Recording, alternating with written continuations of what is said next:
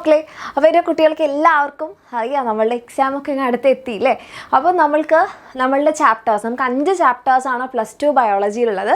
Sexual reproduction in flowering plants, then human reproduction, reproductive health, then നമ്മളുടെ principles of inheritance and variation, then biotechnology principles. അപ്പോൾ അതിൽ നമുക്ക് botany chapters 2 എണ്ണം, zoology chapters 3 എണ്ണമാണുള്ളത്. അപ്പം ഇത്രയും ചാപ്റ്റേഴ്സിൽ നമ്മുടെ ഓണം എക്സാമിന് എത്രത്തോളം വെയിറ്റേജിൽ നമുക്ക് ഓരോ ചാപ്റ്ററിൽ നിന്നും ക്വസ്റ്റ്യൻ വരും, അതാണ് ഈ ഒരു വീഡിയോയിലൂടെ മിസ് പറയുന്നുണ്ടാവുക. ആൻഡ് ഇതിലുള്ള മിസ് പ്രെഡിക്റ്റ് ചെയ്യുന്നതല്ല, മുൻ വർഷങ്ങളിൽ ഓണം എക്സാമിന് വന്നതിൻ്റെ ബേസിസിലാണ് ഈ ഒരു വെയിറ്റേജ് മിസ് പറയുന്നത് കേട്ടോ. സോ ഒട്ടും ലേറ്റ് ആക്കാതെ നമ്മളുടെ വീഡിയോ പിടിച്ചോ. അപ്പം നമുക്ക് ബോട്ടണിയിൽ നോക്കുകയാണെങ്കിൽ ഇത് നമുക്കില്ല. ഇത്തവണ നമുക്ക് എന്താണ്, കഴിഞ്ഞ വർഷങ്ങളിൽ ഇതുണ്ടായിരുന്നു ബയോടെക്നോളജി ആപ്ലിക്കേഷൻ, പക്ഷേ ഇത്തവണ നമുക്ക് എന്തില്ല, ബയോടെക്നോളജി ആപ്ലിക്കേഷൻ ഇല്ല. നമുക്ക് ബയോടെക്നോളജി പ്രിൻസിപ്പിൾസ് വരെയാണുള്ളത്. ഓക്കെ, സോ നമ്മൾ നോക്കുകയാണെങ്കിൽ സെക്ഷൽ റീപ്രൊഡക്ഷൻ ഇൻ ഫ്ലവറിംഗ് പ്ലാന്റ്സിൽ നമുക്ക് ഒരു 2019 26 മാർക്സിന് വരെ ക്വസ്റ്റ്യൻ വന്നിട്ടുണ്ട്. 2023 ഒരു 20 മാർക്സിനാണ് ക്വസ്റ്റ്യൻ വന്നിട്ടുള്ളത്. ആൻഡ് ബയോടെക്നോളജി പ്രിൻസിപ്പിളിൽ ഒരു 12. ആൻഡ് ഇവിടേക്ക് എത്തിയപ്പം നിങ്ങൾ ഈ വ്യത്യാസം നോക്കിയാൽ നിങ്ങൾക്ക് മനസ്സിലാകും. ഇപ്പോൾ ഇവിടെ നമ്മൾ നോക്കുകയാണെങ്കിൽ 2019 ഇവിടെ 26 മാർക്സിന് ചോദിച്ചിട്ടുണ്ട്.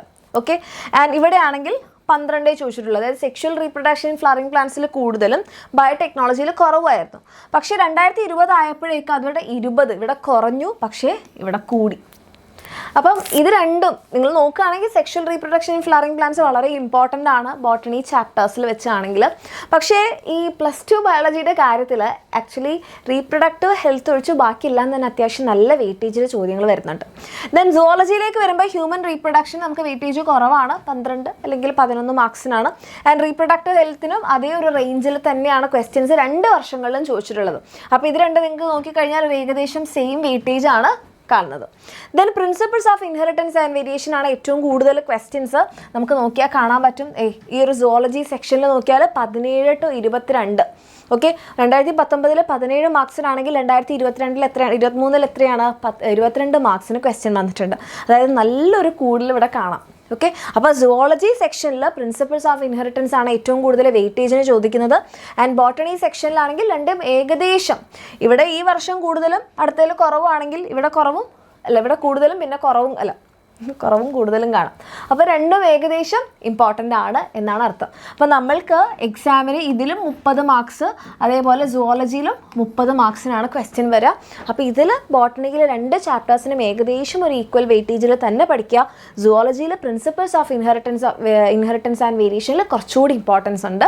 ഇത് രണ്ടും ഏകദേശം ഈക്വൽ ആയിട്ടാണ് വെയിറ്റേജ് വരുന്നത്. ആൻഡ് അപ്പോൾ ഇവിടെ നിങ്ങൾ നോക്കുമ്പോൾ കാണാൻ 39 മാർക്ക് എങ്ങനെ വരുന്നു, അത് മക്കളെ ഓർ ക്വസ്റ്റ്യൻ ഉള്ളതുകൊണ്ടാണ്. നിങ്ങൾക്ക് ഇവിടെ ഓർ ക്വസ്റ്റ്യൻസ് ഉണ്ടാകും, അതിൽ നിങ്ങൾക്ക് അറിയുന്ന ക്വസ്റ്റ്യൻ, അതായത് 30 മാർക്സിനുള്ള ക്വസ്റ്റ്യൻസ് നിങ്ങൾ എഴുതിയാൽ മതി.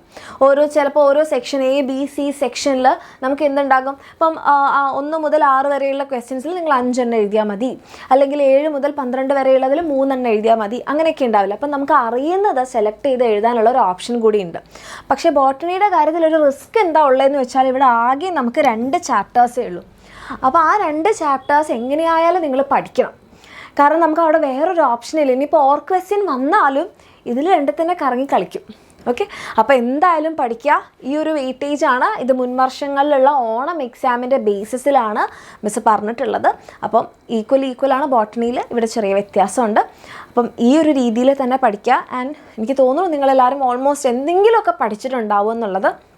ഇനി ഒട്ടും പഠിക്കാതിരിക്കുന്ന ആൾക്കാരാണെങ്കിൽ എൻ്റെ മക്കൾ പേടിക്കേണ്ട, നമ്മുടെ വൈകിട്ട് 7 PM ലൈവ് എൻ്റെ മക്കൾ മിസ് ചെയ്യാതിരിക്കുക. ഓക്കെ, നമ്മുടെ ഫുൾ ചാപ്റ്റർ മാരത്തണും അതേപോലെ തന്നെ ലാസ്റ്റ് ഡേ നമുക്ക് സൺഡേയിൽ എന്തുണ്ടാകും, നമുക്ക് ഷുവർ ക്വസ്റ്റ്യൻസിൻ്റെ ലൈവ് ഒക്കെ ഉണ്ടാകും. അപ്പോൾ നിങ്ങളാരും ടെൻഷനൊന്നും അടിക്കേണ്ട, ലൈവുകൾ മിസ്സാക്കാതെ കാണാം. ഓക്കെ.